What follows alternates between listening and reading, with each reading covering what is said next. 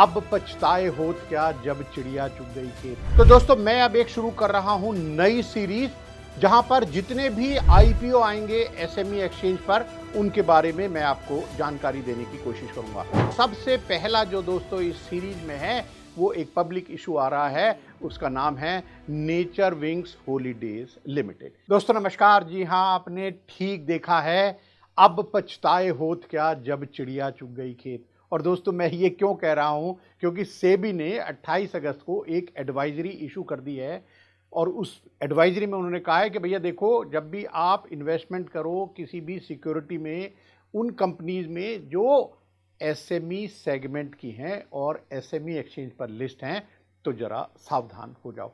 अब बता रहा है सेबी दोस्तों। और दोस्तों इसमें ये क्या कह रहा है, उन्होंने कहा है कि देखिए स्मॉल मीडियम एंटरप्राइजेज यानी एसएमई प्लेटफॉर्म जो है स्टॉक एक्सचेंज का, वो हमने ऑपरेशनलाइज कर दिया था साल 2012 में। और इसका जो पर्पस था वो ये था जिससे भैया ये जो एसएमई कैटेगरी के जो बिजनेस हैं उनके पास एक ऑल्टरनेटिव सोर्स आ जाए फंड्स रेज करने के लिए। और सेबी ने कहा है कि भैया तब से लेकर अब तक यहाँ पर बहुत सारी जो एसएमई इश्यूज हैं वो आ गए हैं और जो इन्वेस्टर हैं उनका भी पार्टिसिपेशन बढ़ता जा रहा है। सेबी ने आगे कहा है कि भैया पिछले एक दशक में 14,000 करोड़ से ज़्यादा अमाउंट रेज कर लिया गया है इस एसएमई एक्सचेंज के द्वारा। और उस 14,000 करोड़ में से दोस्तों 6,000 करोड़ रुपए तो केवल और केवल फाइनेंशियल ईयर 2024 में ही रेज कर लिया गया है। दोस्तों सेबी ये भी कह रहा है कि भैया ये सब कुछ तो ठीक है, इतना पैसा आ गया, ऑल्टरनेट सोर्स भी आ गया एसएमईज के पास में, लेकिन वो कह रहे हैं कि भैया हमारी नॉलेज में कुछ ऐसा आया है कि लिस्टिंग के बाद में कुछ एसएमई कंपनीज और उनके प्रमोटर जो है ना, वो कुछ ऐसे काम कर रहे हैं जिससे उनके जो प्रोजेक्ट है उसके बारे में अनरियलिस्टिक पिक्चर जो है उनके ऑपरेशन के बारे में दिखाई दे रही है। सेबी ने कहा है कि ये जो कंपनीज हैं या इनके प्रमोटर्स हैं वो क्या करते हैं कि वो पब्लिक अनाउंसमेंट करते हैं, जिससे क्या होता है कि बहुत ही बढ़िया पॉजिटिव पिक्चर जो है वो क्रिएट हो जाती है उनके ऑपरेशन के बारे में। और इन अनाउंसमेंट के बाद में वो क्या करते हैं, बहुत सारे कॉर्पोरेट एक्शन लेते हैं, जैसे कि वो बोनस इशू कर देंगे, स्टॉक स्प्लिट कर देंगे, प्रिफरेंशियल शेयर्स अलॉट कर देंगे, ये सब काम कर रही हैं। और क्या कहती है सेबी, वो कह रही है कि भैया ये जो सारे एक्शन हैं इनसे एक पॉजिटिव सेंटीमेंट आ जाता है इन्वेस्टर्स के दिमाग में, और उससे क्या होता है कि वो जो है इन शेयर्स को परचेज करने के लिए फटाफट दौड़ पड़ते हैं। और जब ये इन्वेस्टर दौड़ पड़ते हैं फटाफट इन्वेस्ट करने के लिए इन शेयर्स में, तो ये जो है जो प्रमोटर्स हैं उनके पास एक बढ़िया अपॉर्चुनिटी मिल जाती है कि भैया वो अपनी जो होल्डिंग है उनको ऑफलोड कर दें इन कंपनीज में, वो जो प्राइस बढ़ गया है उस बढ़े हुए प्राइस पर। सेबी ने कहा है कि भैया हमने ऐसी कुछ कंपनीज के अगेंस्ट एक्शन भी लिया है जो हमारी वेबसाइट पर मौजूद है।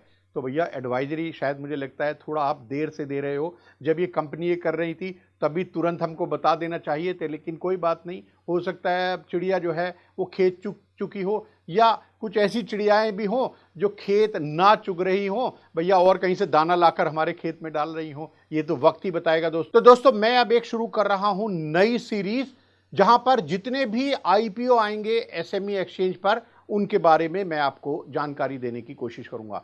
दोस्तों इन सीरीज में मेरी तरफ से आपको कोई भी सलाह नहीं होगी, आप इन शेयर्स को खरीदें या ना खरीदें ये पूरी तरह से आपके विवेक पर निर्भर है। दोस्तों बस मैं तो इन जितने भी ये इशू आएंगे एसएमई एक्सचेंज पर उनकी जो जानकारी है और जो खुद उनके प्रोस्पेक्ट्स में लिखा है वो जानकारी आप तक पहुंचाऊंगा। आप डिसीजन लीजिए कि आपको उनमें इन्वेस्ट करना है या नहीं। यानी चिड़िया के खेत चुगने से पहले हम आपको बता देंगे कि भैया चिड़िया आ रही है, आप देख लीजिए वो आपका खेत चुगना चाहती है या वहां पर और दाने डालकर आपकी फसल को लहलाना चाहती है। दोस्तों सेबी ने यह भी कहा है कि भैया जो मोडस ऑपरेंडी है, जितनी भी एंटिटीज हैं जहां पर हमने देखा कि वो ये सब कुछ काम कर रहे हैं, उनका पैटर्न जो है ना करीब करीब एक सा है जो हमने आपको बताया। सेबी ने कहा है कि भैया वो ऐसे ऐसे कुछ पॉजिटिव वाइब ला देते हैं, फिर अपना शेयर्स अपलोड कर देते हैं बढ़ी हुई कीमत पर। तो सेबी ने यहाँ पर जितने भी इन्वेस्टर्स हैं उनको चेता दिया है कि भैया केयरफुल हो जाओ, वॉचफुल हो जाओ, ये जितने भी जो पैटर्न हमने आपको बताए उनको देखते हुए और आप जो है जो भी शेयर्स में इन्वेस्ट करो प्लीज अच्छी तरह से देखभाल कर करो। और सेबी ने कहा है कि भैया किसी टिप और र्यूमर्स में मत आना। तो मैं भी दोस्तों ना आपको कोई टिप दे रहा हूं ना कोई र्यूमर फैला रहा हूं, बस आपको जानकारी दे रहा हूं। और सबसे पहला जो दोस्तों इस सीरीज में है वो एक पब्लिक इशू आ रहा है, उसका नाम है नेचर विंग्स हॉलीडेज लिमिटेड। दोस्तों ये 3 सितंबर यानी आज से 5 सितंबर के लिए खुल गया है।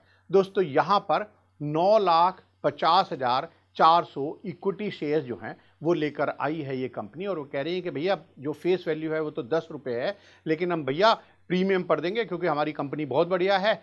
तो उन्होंने 64 रुपीज़ का प्रीमियम रख दिया, 10 रुपये का फेस वैल्यू। तो भैया उन्होंने कहा भैया 74 रुपये जेब से ढीली कर दो एक शेयर लेने के लिए। और इस तरह से टोटल जो पैसा इकट्ठा करना चाह रहे हैं, रेस करना चाह रही है ये कंपनी 7,03,30,000।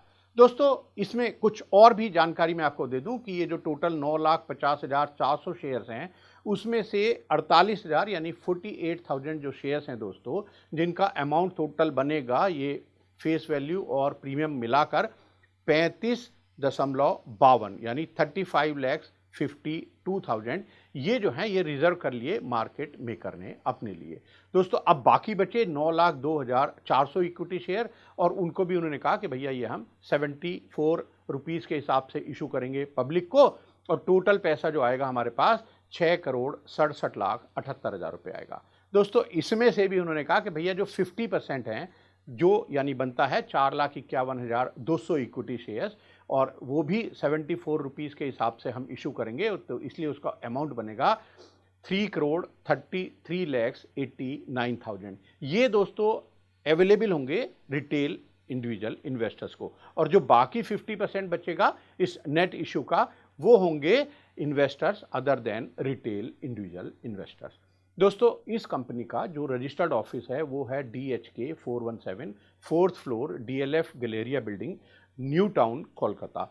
दोस्तों नॉर्थ 24 परगना यहाँ पर ये पड़ता है, वेस्ट बंगाल, इंडिया में। दोस्तों इसके जो प्रमोटर्स हैं दो हैं, संदीप राहा और मौसमी राहा। ये दोनों हस्बैंड वाइफ हैं, ये भी बता दिया गया है। दोस्तों ये जो कंपनी है 19 दिसंबर 2018 को एज ए टूरिज्म कंपनी इसका इनकॉर्पोरेशन हुआ था। दोस्तों इसका जो प्राइमरी फोकस है कंपनी का वो है कि जो भी हिमालयन डेस्टिनेशन है, चाहे वो भारत में हो, नेपाल में हो या भूटान में हो, उन जगह पर भैया हम ये टूरिज्म फैसिलिटी दे रहे हैं। कंपनी जो कह रही है वो कह रही है कि देखिए हम जो हैं स्पेशलाइज्ड हॉलीडे पैकेज देते हैं जितने भी हिमालय रेंज में जो लेजर ट्रैवलर जाना चाहते हैं उनके लिए।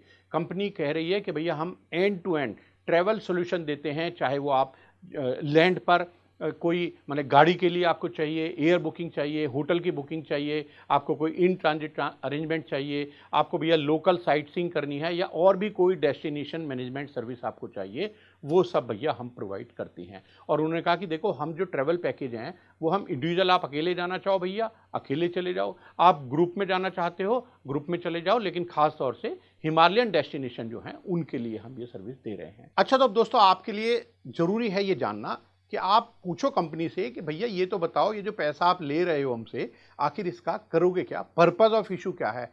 तो देखिए दोस्तों 1,20,00,000 रुपए तो कह रहे हैं कि भैया वो हमारे जो एक्सपेंसेस होंगे ना पब्लिक इशू निकालने में उसी में चले जाएंगे। अब कह रहा है भैया बाकी बचा ही क्या, हमारे पास बचे 5,83,30,000 और उसका लिए बता दिया कंपनी ने कि भैया हम कैसे खर्च करेंगे। वो कह रहे हैं कि देखो भैया एक तो हम वर्किंग कैपिटल जो रिक्वायरमेंट है ना उसको मीट करेंगे, उसमें कितना पैसा भैया लगाओगे आप। तो कंपनी ने कहा भैया 3,95,00,000 रुपए तो हम वर्किंग कैपिटल में लगाएंगे। अच्छा अभी तो पैसे और बच गए, तो कह रहे भैया मार्केटिंग और बिजनेस प्रमोशन भी तो करनी है, उसके लिए हम 1,02,00,000 रुपए उसमें यूज़ कर लेंगे। और भैया बाकी अभी तो कुछ और बच गए। कह रही बचे लेकिन भैया कुछ जनरल कॉर्पोरेट पर्पज भी तो होता है, जरूरी थोड़ी ये सब चीज़ें आपको बता दो। कुछ चीज़ें ऐसी होती है यार हमें अभी पता नहीं जनरल पर्पज है वो तो कॉर्पोरेट का, तो भैया कुल 86,30,000 रुपये हम उसमें खर्च कर लेंगे। और हाँ दोस्तों ये भी कहा है कंपनी ने कि भैया फटाफट दो पैसे, क्योंकि 3 सितंबर से 5 सितंबर तक खुला है और हमें ये पैसा 31 मार्च 2025 तक भैया खर्च कर लेना है। यानी दोस्तों कुल मिलाकर मैं समझा कि लगभग 6 महीने बचे हैं कंपनी के पास ये पूरा पैसा खर्च करने के लिए, और कंपनी कह रही है कि भैया हम कर लेंगे इन 6 महीने में ये पूरा पैसा। दोस्तों, अब आपको लगेगा कि भैया ट्रैवल एजेंसी कंपनी है, तो भैया आपको वर्किंग कैपिटल की रिक्वायरमेंट क्यों होती है? और इसलिए हम कह रहे हैं कि भैया आप तो जब भी हमारा कोई टूर पैकेज बुक करते हो तो हमसे तो आप एडवांस पैसे ले लेते हो, तो भैया डेटर्स तो आपके पास नॉर्मली होते नहीं होंगे। हाँ हाँ दोस्तों, कंपनी भी यही कह रही है और आप बिल्कुल सही सोच रहे हो। कंपनी ने कहा भैया देखो, पास्ट में अगर मैं 3 साल में देखूं तो हमारा जो डेटर पीरियड है ना, वो 1 या 2 दिन का ही रहा है। और अब हम ये कह रहे हैं कि भैया आने वाले साल में थोड़ा बिजनेस बढ़ेगा, तो हो सकता है भैया हम कुछ उधार दे दें, तो हमारा जो डेटर्स है वो 4 दिन का रहने वाला है। और हाँ दोस्तों, ट्रैवल एजेंट के लिए कोई इन्वेंट्री तो होती नहीं है, यानी कोई raw material, work in process, finish goods, ऐसा तो होता नहीं है, तो वर्किंग कैपिटल क्यों चाहिए? तो कंपनी कह रही है कि हाँ भैया, हमारे अदर करंट एसेट्स भी तो होते हैं। और देखो, 31 मार्च 2024 की ऑडिटेड बैलेंस शीट के हिसाब से हमारी जो अदर करंट एसेट्स थी वो 28 दिन की थी। अब कंपनी ने अदर करंट एसेट्स को दोस्तों 31 मार्च 2025 के लिए 28 दिन से बढ़ाकर 115 दिन कर दिया है। और दोस्तों, ये अदर करंट एसेट्स भैया क्या हैं, थोड़ा तो बता दो हमें। तो कंपनी कह रही है कि जैसे balance of government authorities, deposit, advance to vendors, ये भैया हमारे कुछ अदर करंट एसेट्स हैं, और 115 दिन के लिए हमें ये चाहिए पैसा। तो भैया कंपनी 3.95 करोड़ खर्च करेगी वर्किंग कैपिटल में।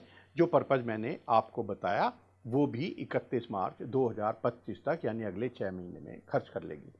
और हाँ, 1.02 करोड़ जो है, उन्होंने कहा भैया बिजनेस भी तो बढ़ाना है, तो मार्केटिंग और बिजनेस प्रमोशन के लिए भी चाहिए, तो हम 31 मार्च 2025 तक 1 करोड़ 2 लाख रुपए मार्केटिंग और बिजनेस प्रमोशन में खर्च कर लेंगे। दोस्तों, ये मैं आपको जरूर जानकारी दे दूं कि पिछले 3 सालों में आखिर मार्केटिंग और बिजनेस प्रमोशन में कंपनी ने कितना खर्च किया था। दोस्तों, इन्होंने किया था 3,65,000, 16,22,000 और 36,01,000 क्रमशः साल 2022, 23 और 24 की ऑडिटेड बैलेंस शीट के हिसाब से। और हाँ दोस्तों, जैसे मैंने आपको बताया था कि लगभग 86,30,000 जो है वो तो जनरल कॉर्पोरेट पर्पज में खर्च कर लेगी ये कंपनी, और वो भी कह रही है कि भैया हम कर लेंगे 31 मार्च 2025 तक, दे दो हमको फटाफट पैसे। और जैसे मैंने बताया कि भैया 1 करोड़ 20 लाख रुपए तो इशू निकालने में ही इनके खर्च हो जाएंगे। भैया होता ही है, बहुत सारी गवर्नमेंट की फीस भी जाती है, पब्लिसिटी है, और बहुत सारे खर्चे हैं। तो अब आप कहेंगे कि भैया अच्छा, मैं चलो देने के लिए तो तैयार हूँ, लेकिन मुझे ज़रा बताओ तो फाइनेंशियल्स कैसे हैं इस कंपनी के।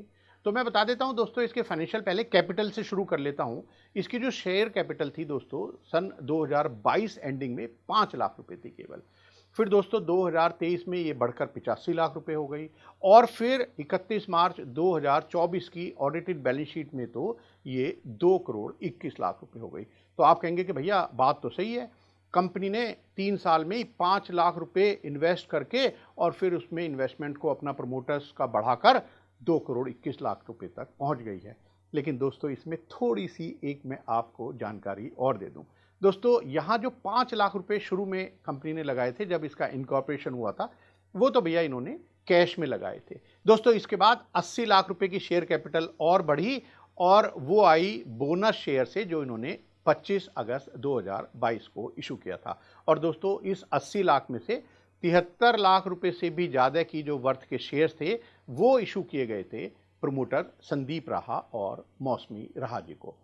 अभी तो भैया लेकिन और इन्वेस्टमेंट हुआ है और शेयर कैपिटल बढ़ी है। हाँ हाँ, बढ़ी है, मैं कहाँ मना कर रहा हूँ भैया। 1 करोड़ 36 लाख रुपए का अमाउंट और बढ़ा भैया शेयर कैपिटल में, लेकिन वो भी दोस्तों कोई कैश में नहीं आया। बोनस शेयर इशू कर दिए गए 27 अक्टूबर 2023 को। और दोस्तों, इस 1 करोड़ 36 लाख रुपए में से 1 करोड़ 22 लाख रुपए के जो शेयर्स हैं वो फिर प्रमोटर्स को, क्योंकि उन्हीं के पास शेयर्स थे ज़्यादा, तो उन्हीं को बोनस शेयर इशू कर दिए गए संदीप राहा और मौसमी राहा जी का। अच्छा, आप कहेंगे भैया चलो कैपिटल में तो चलो बताया आपने, भैया कमाई उमाई क्या कर रही है वो तो बताओ जरा हमें। तो पहले मैं बताता हूँ रेवेन्यू कितना है दोस्तों इस कंपनी का पिछले 3 सालों में। दोस्तों, पहले तो 2022 में तो कम ही था, 4 करोड़ 18 लाख रुपए था। फिर 2023 में बढ़कर 11 करोड़ 76 लाख रुपए हो गया। और दोस्तों, पिछले साल की ऑडिटेड बैलेंस शीट यानी 31 मार्च 2024 को इनका जो रेवेन्यू था वो 21 करोड़ 90 लाख रुपए था। अब आप कहेंगे भैया टर्नओवर तो बढ़ रही है, प्रॉफिट भी है, हमें डिविडेंड मिलेगा कि नहीं मिलेगा? तो भैया प्रॉफिट भी बता देता हूँ। देखिए प्रॉफिट आफ्टर टैक्स जो था वो 31 मार्च 2022 को 19.89 लाख रुपीस था, जो बढ़कर हो गया 65.08 लाख एज ऑन 31 मार्च 2023। और भैया पिछले साल की ऑडिटेड बैलेंस शीट के हिसाब से यानी 31 मार्च 2024 को इनका प्रॉफिट आफ्टर टैक्स था 1,12,00,000 रुपए। यानी दोस्तों मैं मोटा मोटा अगर ये समझूं कि भैया कंपनी जो है सन 2022 में तो मंथली लगभग 1,50,000 रुपये मंथली कमाती थी। फिर अगले साल दोस्तों 2023 में 5 लाख रुपए पर मंथ कमाने लगी और भैया 2024 में इसकी जो प्रॉफिट है वो कम से कम 10 लाख रुपए पर मंथ के हिसाब से आने लगा। अच्छा दोस्तों, आपने एक दूसरी वीडियो तो देखी होगी जहां पर हमने देखा कि भैया केवल 8 स्टाफ था और उसमें जो है पैसा उन्होंने इतना सारा इकट्ठा कर लिया। यहाँ दोस्तों इस कंपनी में भी आप कहेंगे कि भैया बता दो स्टाफ इसके कितना है, तो दोस्तों इस कंपनी के पास 51 एम्प्लॉयज हैं, जिनमें से भैया एक आदमी तो इनका करता है एयर टिकटिंग के लिए है, उसको तो कर रखा है। 3 लोग हैं जनरल सेल्स में है दोस्तों, अकाउंट्स में दोस्तों 3 लोग हैं और 4 इनके एम्प्लॉयज हैं एचआर और एडमिनिस्ट्रेशन में। और दोस्तों जैसे डिजिटल और मार्केटिंग क्योंकि इंपॉर्टेंट है तो वहाँ पर इन्होंने 6 लोग रख लिए हैं और बाकी बचे भैया लगभग 34 एम्प्लॉयज़, वो अलग अलग जगह कंपनी कह रही है कि हैं, जैसे नॉर्थ ईस्ट में है, सिक्किम में है, दार्जिलिंग, भूटान, कश्मीर, लद्दाख, नेपाल, ऐसी ऐसी जगह पर कंपनी ने कहा कि भैया वो वहाँ पर बैठे हैं। लेकिन मैं दोस्तों आपको बस ये और बता दूँ कि मैं जब कंपनी की वेबसाइट देख रहा था तो मुझे लगा वहाँ पर जहाँ उन्होंने कॉन्टैक्ट डिटेल दी है वहाँ उन्होंने केवल अपने कैलकाटा और भूटान ऑफिस के बारे में ही जानकारी दी है और भूटान का जो ऑफिस है वो किसी रेजिडेंशियल बिल्डिंग में चल रहा है। और दोस्तों इसका जो रजिस्टर्ड ऑफिस है ना वो भैया अच्छी बात है, इनका अपना है जो उन्होंने दिसंबर 2022 को परचेज किया था और कंपनी के जो ऑपरेशन है लेकिन दोस्तों वो भैया कोवर्किंग से ऑपरेट हो रहे हैं और उन्होंने ये दोस्तों अभी 1 जनवरी 2024 यानी इसी साल में 11 महीने के लिए लिया है भैया और उसका जो मंथली रेंट है वो 18,000 रुपये पर मंथ है। अच्छा एक बात और, कंपनी लोन में भैया ज़्यादा विश्वास नहीं रखती, बस इन्होंने बस एक कार लोन लिया था 2022 में, वो भी केवल 8.87 लाख रुपीस का।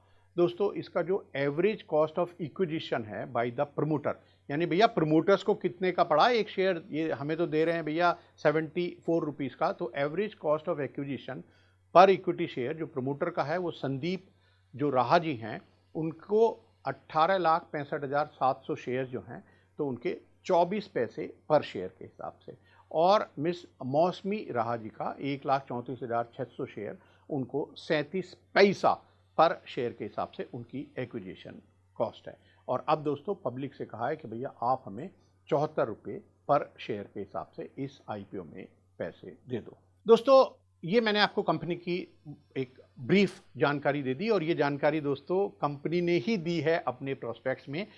साथ में दोस्तों आप कहेंगे कि भैया और कोई रिस्क विस्क कोई है क्या इस कंपनी में इन्वेस्ट करने के लिए, तो भैया देखो रिस्क कंपनी ने बताया है कि हमारा जो प्रोस्पेक्ट्स है 26 अगस्त का उसमें हमने सारे रिस्क बता दिए हैं।